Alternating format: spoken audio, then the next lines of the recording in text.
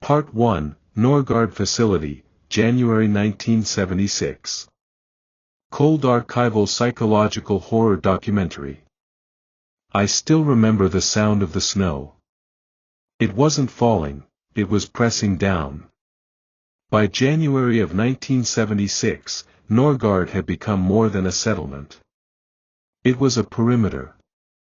According to the declassified memorandum dated February 12, 1991, the Norgard Research Facility, officially designated Unit 47-9 of the Arkhangelsk Military District, was established for biometric and psychophysical observation of isolated personnel under sensory deprivation. The official line described it as a stress resistance program for pilots. But in the annex documents, a secondary term appeared repeatedly: neuroregulation via external vector fields. That phrase, external vector fields, doesn't exist in any modern Soviet or post-Soviet physics glossary.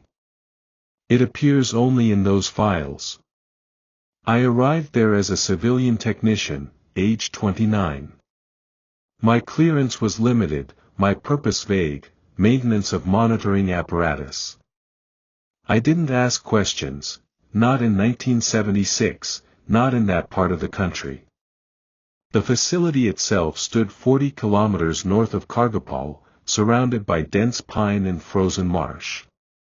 It was constructed entirely underground, with only a single concrete entry gate and a generator tower visible above ground. Everything else, the labs, dormitories, and control chambers, extended beneath the permafrost. The deeper we went, the more the temperature changed. It wasn't colder. It was still. Each corridor was lit by low-frequency fluorescent lamps that emitted a faint pulse, measurable in the 7 to 9 Hz range, the same range, incidentally, as human brainwave alpha rhythms. The light never went fully dark. You could close your eyes, and it would still flicker behind your eyelids. Excerpt, Declassified Report #47/9-76, page 3. Subject exposure to LF spectrum modulation between 6.5 to 9.1 Hz produces measurable disorganization in attention cycles and emotional response. Extended exposure, greater than 30 minutes, correlates with compliance and reduced self-initiation. Recommended for field conditioning experiments. I didn't read that excerpt until years later. But in that winter, I was standing in the same hall where that data came from. The first thing that struck me about Norgard wasn't the secrecy. It was the silence. There were over 30 people on site, yet I rarely heard a voice. Orders came through the intercom, clipped and distorted. Conversations took place behind glass. No one used names, only ranks or numeric designations. Even meals were served individually, in silence, under low light. At first, I believed it was a protocol for concentration and discipline. Then I began to notice the pattern: after every 10-day cycle, one of the personnel would transfer, and we would never see them again. The replacements arrived from Leningrad, always by night, escorted by armed men who never removed their insignia covers. According to official records, Project Midas, later cross-referenced as Psychotronic Program Phase 3, operated on a classified directive from the Ministry of Defense.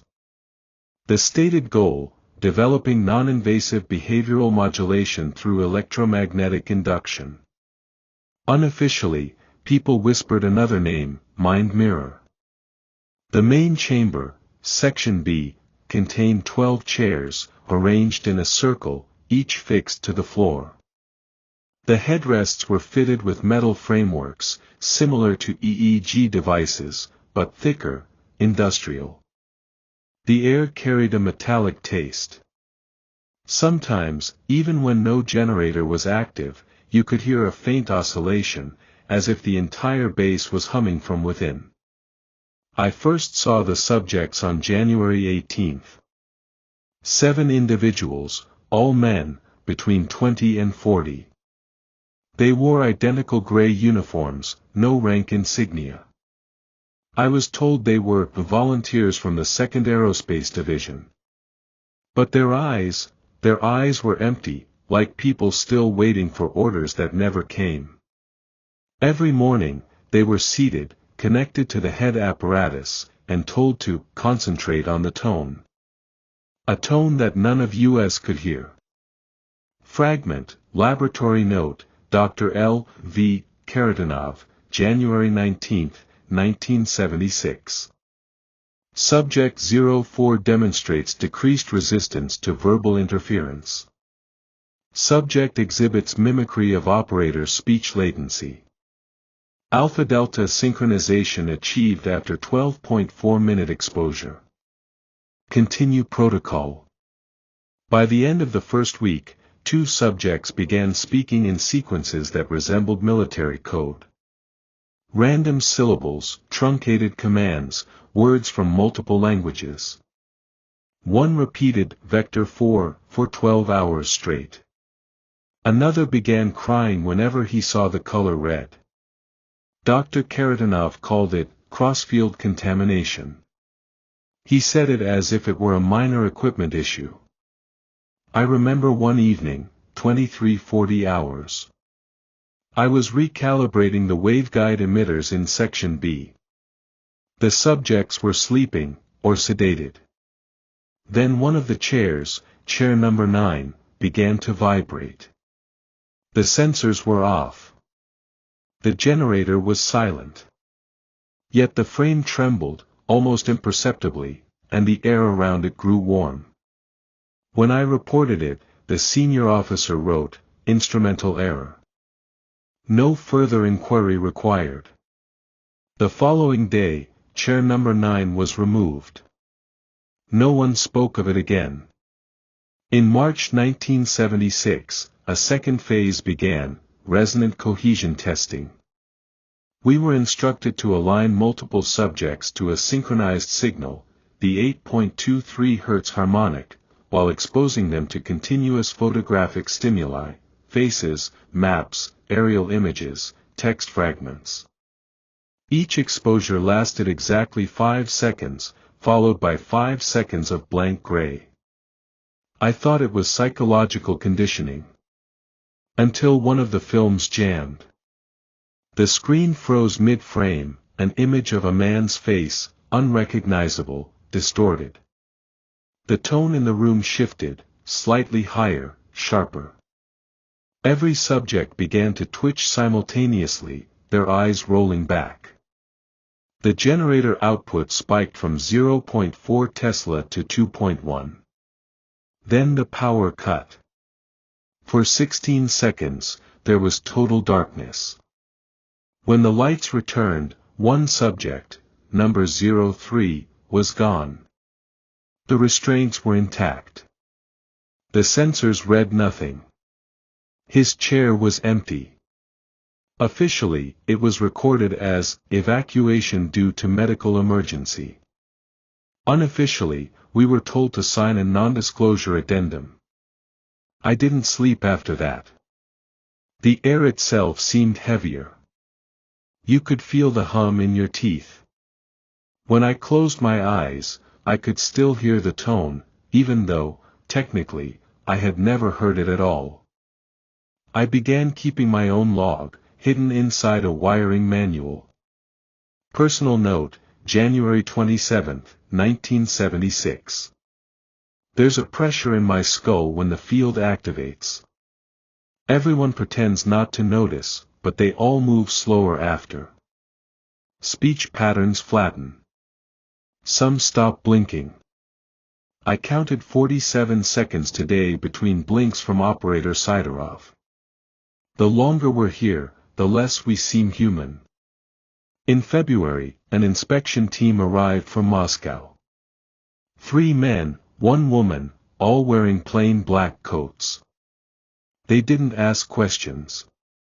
They only listened, occasionally noting something on thin, unmarked folders. Later, I overheard Karatanov arguing with one of them in the corridor. The words, frequency contagion, and biofield resonance, were mentioned. Then, silence. 2 days later, Karatanov's office was cleared out. His name disappeared from the staff board.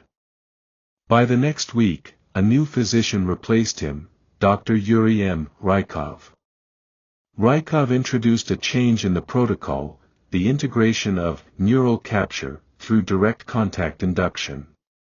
A metallic frame, known internally as the crown, was mounted onto the subject's heads, connected by insulated cables to a mainframe labeled Sfera 3. According to the technical brief, the crown allowed bidirectional feedback between subject and signal vector. In simpler terms, the machine could read and write. No one explained what was being written. By the third week, Rykov ordered that all staff spend at least 2 hours daily inside the control chamber during active cycles. He called it empathic calibration. It began as a formality.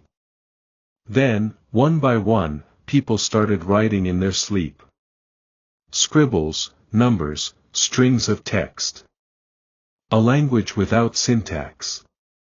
Declassified fragment, recovered note, date unknown. Vectors aligned. 9-0. Consciousness distributed.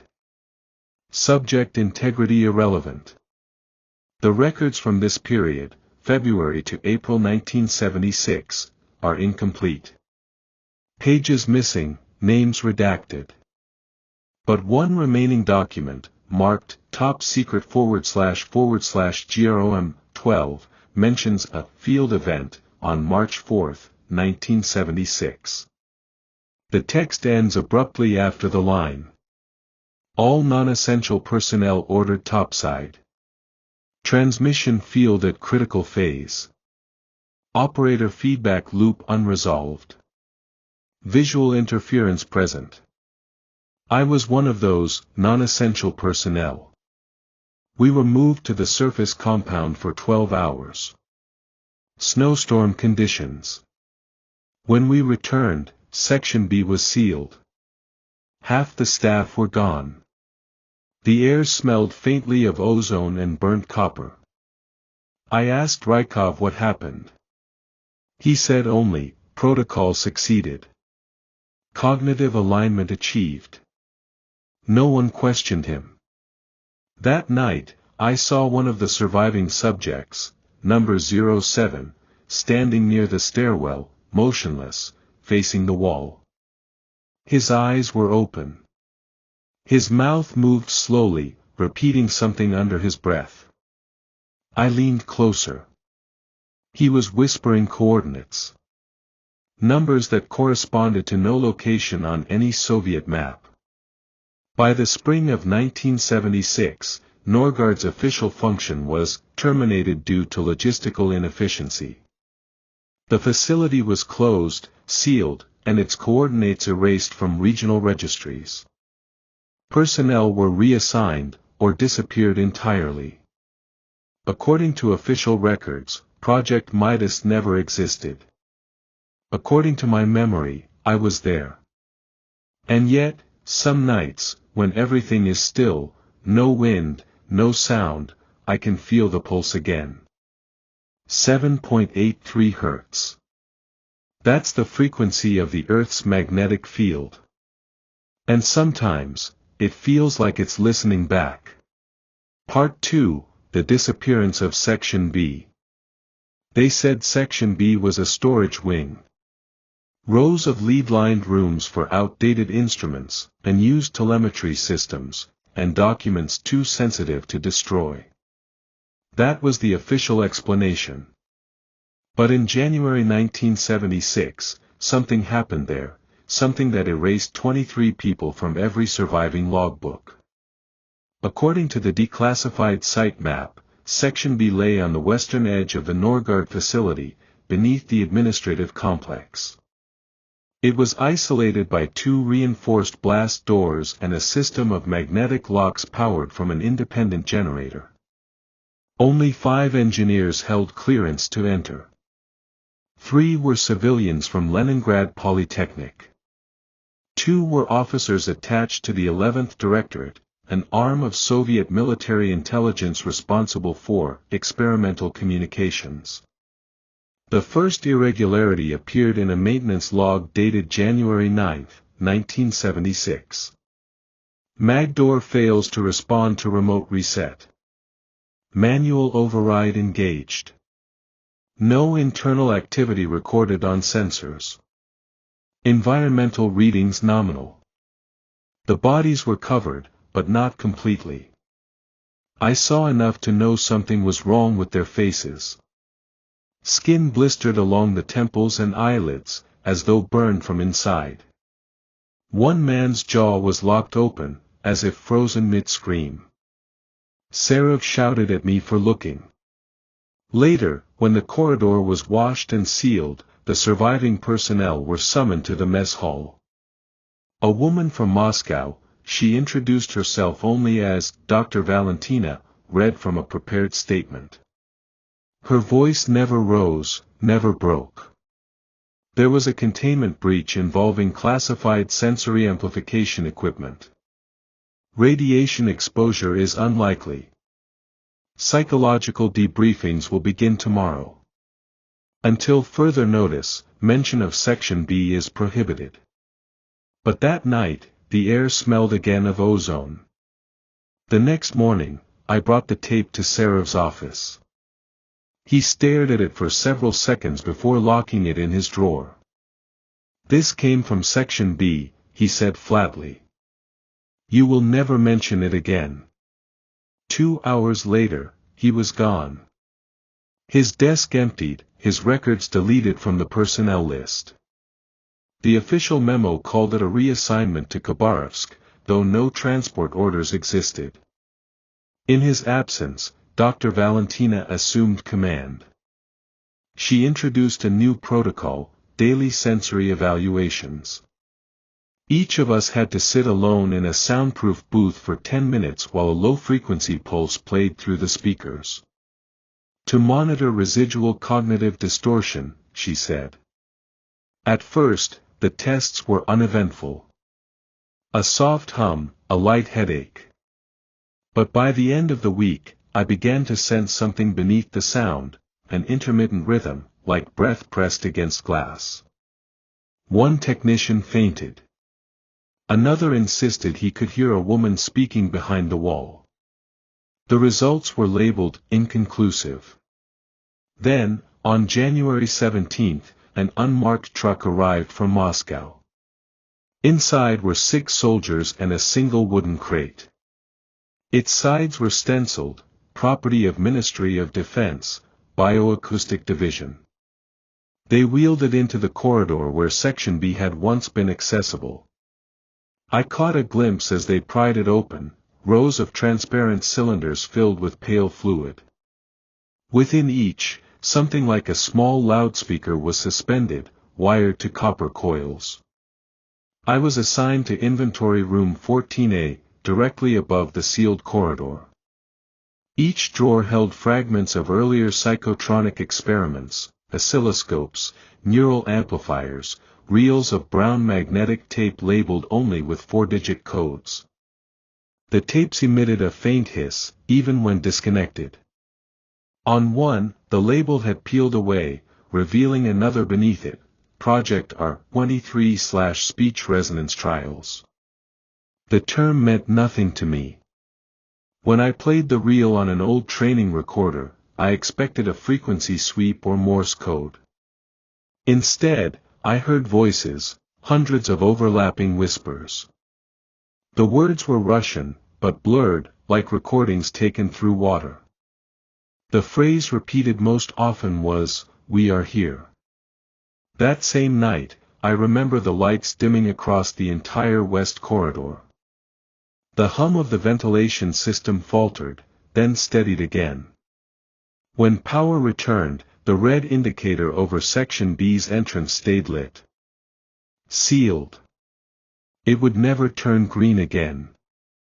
By morning, Colonel Serev ordered the corridor closed. He told the rest of us the engineers were conducting a calibration under controlled isolation. But we saw the technicians arrive, hazmat suits, portable generators, thick cable Geiger probes. The air reeked of ozone and melted plastic. One of them vomited into his mask.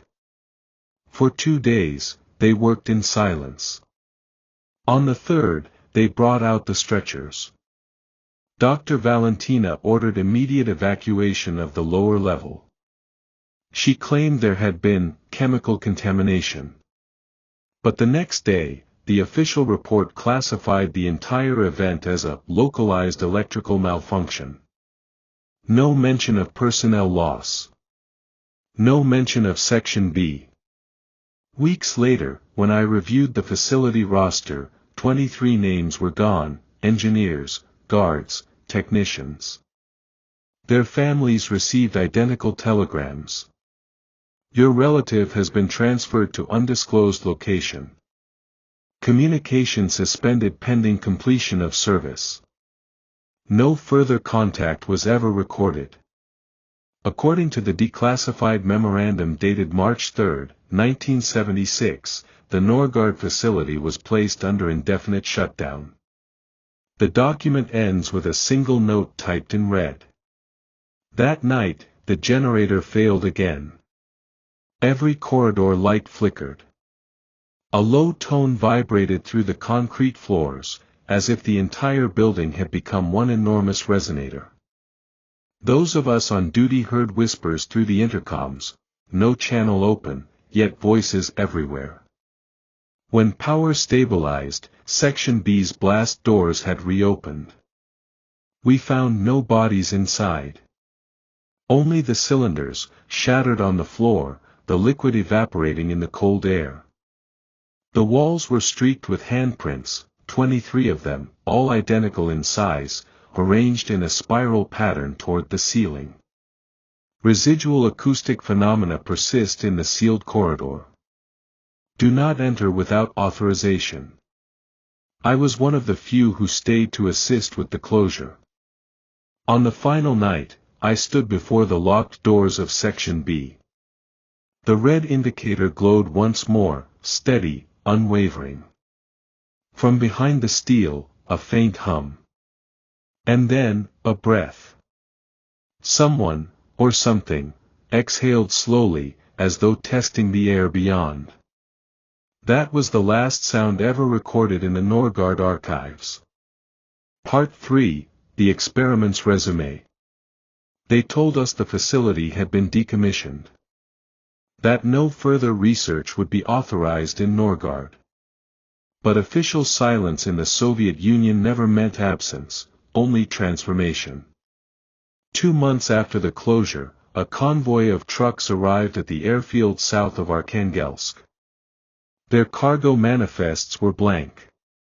Each vehicle carried a single sealed container, welded shut and marked with a code I recognized, ARC-23. The same designation from the tape I'd found in Section B. According to the internal memorandum dated May 2, 1976, these shipments were part of a reassignment of assets to civilian medical institutions. But the institutions listed did not exist. I checked every one. Their addresses led to abandoned hospitals, burned-out clinics, or empty lots swallowed by birch and snow. Then, a week later, I received a summons. It came unsigned, hand-delivered by a man in a gray overcoat. You are hereby reinstated under Order 440-C. Proceed immediately to Facility Vostok 13. Coordinates attached. Do not discuss this assignment. The coordinates pointed to an airfield in Murmansk Oblast. When I arrived, I realized it was not a new base. It was a rebuilt replica of Norgard, smaller, colder, but unmistakably modeled after the same layout. The corridors, the isolation booths, even the angle of the fluorescent lights, identical. Dr. Valentina was there, unchanged, her hair pinned tight beneath the same gray scarf. She did not greet me.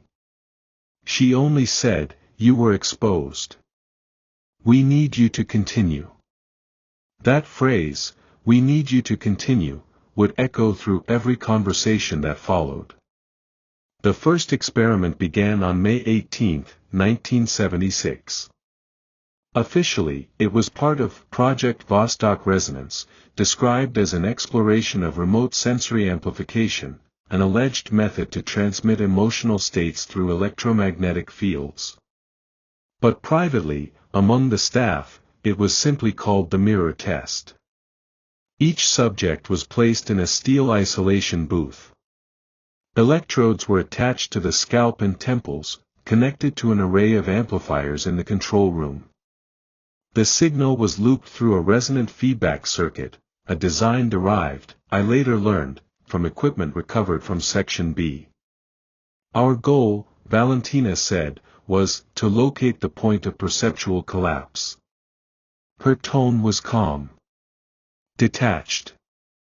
The following morning, Valentina ordered a new variable, live synchronization, pairing a conscious operator with a subject in isolation.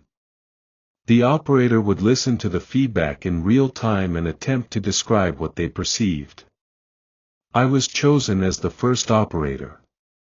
The test began at 8:40. Subject 05 was a volunteer from the military detachment, a man named Leonid, 26 years old. The hum filled the room again, low and steady. At first, I felt nothing but mild dizziness. Then, faintly, I heard breathing, not mine, not Leonid's, but something between. After that, the experiments intensified. New subjects arrived, prisoners, vagrants, psychiatric patients. Each signed a voluntary consent form, though most could barely write their names. The equipment evolved too. They installed Mark II resonators, compact units with coiled copper cores and a glass sphere that glowed faintly blue when activated. The effect, Valentina explained, was to stabilize the transmission channel. When I asked what that channel connected to, she replied, "Not where, who." The following weeks blurred. The sound filled every part of the compound, even when the machines were idle. People began to whisper in their sleep. One guard shot himself after claiming he could hear a choir in the concrete. A memo circulated from Moscow. Continue phase tests. No outside communication. All incidents to be logged as equipment failure. Priority clearance under Directorate 11. That was the same division that had overseen Norgard. By June, 3 more staff members vanished. Their quarters were left untouched, beds unmade, clothing still warm. In the control room, I found fingerprints on the inner side of the observation glass, pressed from within. I tried to quit. Valentina refused to sign my transfer papers. She said I was integral to the resonance loop. I stepped inside. And the voices stopped whispering. They were waiting. I woke with blood on my ears and the faint echo of my own voice repeating the same words, "We are here." When I checked the lab logs, the resonators had activated on their own at 3:17, no personnel present, no power source connected. According to the final entry in Valentina's notebook dated June 28, 1976, the project had reached full resonance state. Her last recorded words were, "The threshold is stable. They're listening." The next day, she was gone. The facility was abandoned again, but this time, not sealed. The lights remained on, humming through the polar night. That night, I broke into her office. Her file cabinet contained a single folder marked Archive B, Confidential. Inside were photographs of the 23 personnel lost at Norgard. Their faces were distorted, blurred, but faintly visible behind each was the silhouette of a figure, tall, indistinct, almost reflective. On the back of one photo, in faint pencil, she had written, "They did not die. They became the medium." When I confronted her the next morning, she didn't deny it. "They wanted continuity," she said quietly. "Consciousness doesn't end, it transfers. That's what the resonance achieves. You've already felt it." Her eyes were hollow, gray like the frost outside. That night, I dreamt of Section B, the same steel door, the same hum. Only this time, it was open. I saw, or thought I saw, a corridor, not the one we stood in, but longer, curved, with light that pulsed like a heartbeat. At its far end, a door was open. And beyond it, a sound, whispering, overlapping voices, repeating the same phrase I had heard months ago on the tape. "We are here." When I came to, Valentina was standing over me. Leonid was dead, eyes open, mouth slightly parted, as though listening to something no one else could hear. His heart had stopped precisely when the feedback reached the same 17.4-second rhythm. Valentina's report called it energetic phase coupling. But I saw her hands tremble as she wrote. Subject 01, male, 34, technician, reported nothing for the first 3 minutes. At minute 4, his pulse accelerated. He began muttering about a door behind the noise. Then he stopped breathing. His body did not seize, it simply froze. His pupils dilated, unresponsive. Valentina wrote only one word in her logbook, stasis. When I examined the waveform printout, I noticed a pattern repeating every 17.4 seconds, a frequency well below human hearing.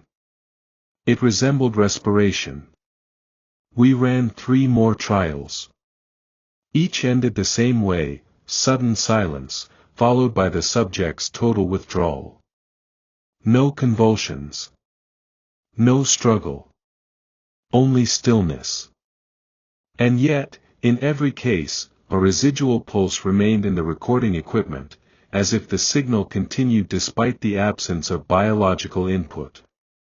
When I left Vostok 13, the road stretched for miles through the snow. Yet even miles away, when I turned off the engine, I could still hear it, a low, rhythmic pulse, beneath the wind. It wasn't the generator. It wasn't the earth. It was breathing. Part 4, the Echo Protocol. When Vostok 13 fell silent, no recovery team arrived. No inquiry, no order to dismantle or destroy. It was as though the facility never existed. The official records list only a temporary field station, closed due to unfavorable climate conditions. But the hum never stopped. In the months that followed, residents of nearby settlements, small Arctic outposts along the Pechora River, began reporting strange interference on their shortwave radios. A faint pulse, repeating at precise 17.4-second intervals. Some said it resembled human speech beneath the static. Others claimed it changed pitch when someone entered the room. According to a classified report dated October 3, 1976, military surveillance identified the signal source as originating from the coordinates of Vostok 13, despite the site being without power for over 3 months. An internal memorandum ordered the creation of a new containment directive, the Echo Protocol. Its stated purpose, to monitor, decode, and neutralize anomalous residual transmissions from prior resonance operations. I was not supposed to see those papers. They were delivered to my quarters by an anonymous courier, a former technician, I think, though his name was redacted. Inside was a spool of magnetic tape labeled Echo 01. The handwriting was unmistakably Valentina's. When I played it, there was no speech, only the hum. But as it looped, I heard the faintest modulation, a sequence of numbers whispered between the pulses. 40. 09. 13. 06. At first I assumed it was random. Then I realized, they matched the dates of each major experiment. The tape was a timeline, encoded in frequency. The last number was 28, the date of Valentina's final note. For weeks, I tried to ignore it. But at night, the hum grew louder, even without the recorder running. My clock would stutter, second hand freezing, then jumping forward. The metal pipes in the walls vibrated in synchrony, as if responding to an inaudible rhythm. Then, one night in early November, the lights flickered, and a new transmission appeared on the radio band, strong, clear, impossible to dismiss. The signal contained voice. Female. Unmistakable. Archive B, threshold stable, phase continuity achieved. It was Valentina's voice. I sent a copy of the recording to Moscow, along with my own written statement. 3 weeks later, I received a visit from the directorate. 2 officers, both silent, both wearing insignia I didn't recognize. They asked no questions. They only confiscated my documents and warned me that misinterpretation of archival data constitutes sabotage. After they left, I discovered the tape had been replaced. The new one was blank. That same year, 2 research vessels passing the Barents Sea logged interference on sonar equipment resembling the same pulse. Their captains reported low-frequency disturbances resembling breathing. The Navy dismissed it as equipment malfunction. I couldn't stay silent any longer. I returned to Arkhangelsk and tried to locate the remnants of the Norgard files, anything that could confirm what had happened. Most archives had been moved or burned.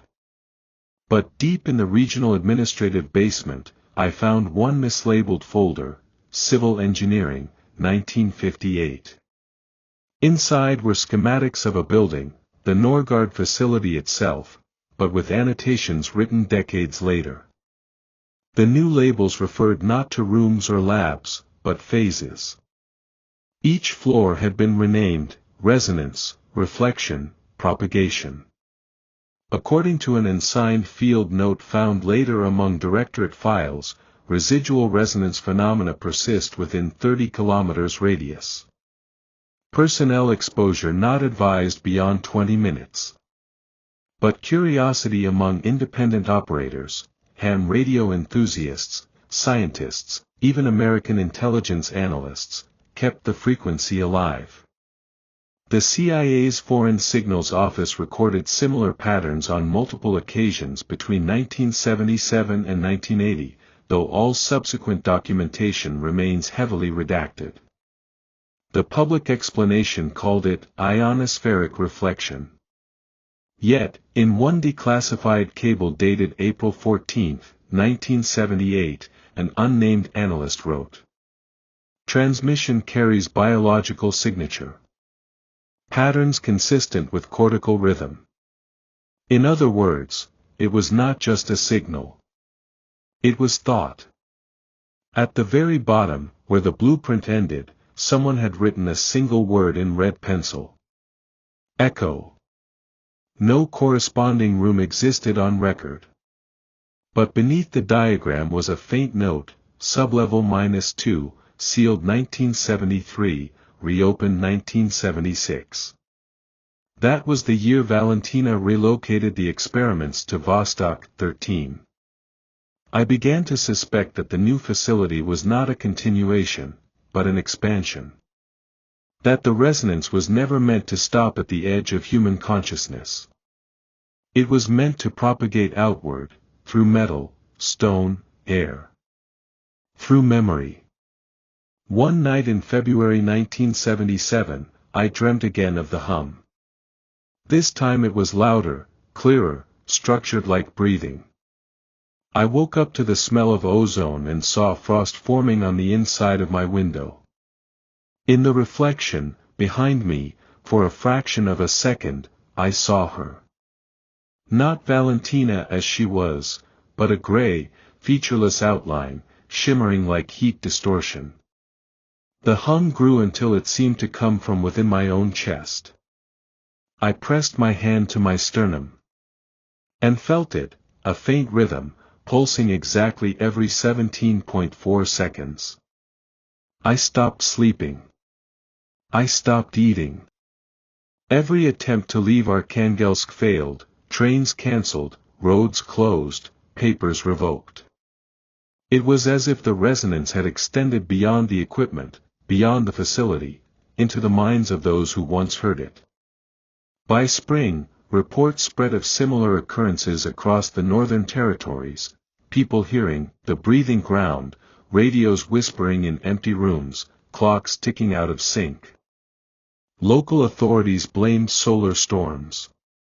But those who'd been near Norgard, the last technicians, the guards, even the janitorial staff, began to vanish. Their apartments left untouched. Dishes on the table. Radios still on, tuned to static. I realized then, the echo protocol was not designed to contain the signal. It was designed to conceal its spread. The final declassified memorandum, dated September 1977, reads: "The phenomenon cannot be neutralized. Recommend integration into psychological operations research. Rebrand as myth. Ensure plausible deniability. In other words, bury it in rumor." And so it was. The psychotronic experiments became a whisper, a ghost of Soviet paranoia. But some nights, when the power flickers and the radio crackles to life, you can still hear it, faintly, beneath the static. Not a voice. Not a signal. Breathing. And if you listen long enough, you'll notice it matches your own. Part 5, The Disappearance of Evidence. Officially, the Psychotronic division of the Soviet Ministry of Defense was dissolved in early 1978. Unofficially, its personnel were reassigned to civilian research sectors. No trace of their work was meant to survive. According to Directive 42-11, issued by the Ministry of Internal Affairs, all materials related to Project Resonance, Project Mirror, and auxiliary psychophysical studies were to be transferred to a classified depot near Mytishi, then incinerated. The order was signed but never fully executed. 3 convoys left Arkhangelsk that winter. Only 2 arrived. The third, carrying archival cargo, disappeared somewhere along the frozen stretch between Kotlas and Velsk. Local reports describe a radio blackout that lasted 3 hours and a peculiar metallic odor in the air afterward. Search teams found tire tracks leading into a forest, then nothing, no wreckage, no fuel traces, no remains. The entire convoy simply ceased to exist. By spring, Moscow considered the loss administrative error. The convoy's existence was struck from the record. But months later, the same metallic odor began to appear around Vostok 13. I returned there for the last time in late 1978. The station was silent, half buried beneath snow and ice. Inside, everything was frozen in place, papers on desks, chairs overturned, lights hanging by wires. Yet, the air felt wrong. The silence wasn't natural, it was too dense, like sound had been physically removed. Even the crunch of my boots seemed muffled, delayed. In the command room, I found what appeared to be remnants of burned documents, but the edges weren't charred. They were melted. The paper had turned translucent, as if exposed to extreme radiation or an unknown resonance field. On one intact sheet, a header remained visible. Cognitive phase synchronization, January 12, 1977. Below it, a brief note in Valentina's handwriting. Resonance persists without external stimulus. Subjective field expands geometrically. Observe containment failure at 317. There was no continuation. Only the signature, V. Morozova. That was the last entry she ever wrote. According to a 1984 declassified memo from the KGB's Department of Technical Surveillance, attempts to locate her body were unsuccessful. Official cause of death, classified under experimental clearance. Unofficially, witnesses claimed the body was never recovered, because it wasn't entirely there. Fragments of her lab coat were fused to the metal flooring. The floor itself appeared warped, slightly concave, as though something had pressed outward from beneath. Over the years, the story of the experiments turned into myth, a convenient relic of Cold War hysteria. Scientists denied involvement, soldiers denied memory. But the evidence didn't disappear, it evolved. In 1982, a Norwegian trawler operating near the Barents Sea reported interference that matched the echo protocol frequency, same pattern, same interval. When they replayed the recording, a faint human breath could be heard layered beneath the static. Soviet naval authorities dismissed it as Western propaganda. In 1989, following the collapse of the USSR, portions of the Arkhangelsk files surfaced briefly on the black market. One document contained a series of medical reports under the title Neuroacoustic Propagation in Confined Environments. Each page described phase subject groups labeled A through E. The details were precise. I recorded 2 full hours of the signal.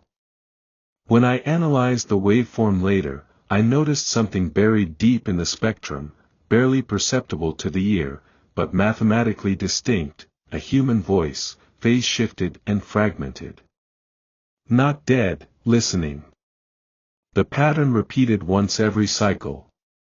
I ran the recording through multiple filters. With each pass, the voice became clearer, though never fully human.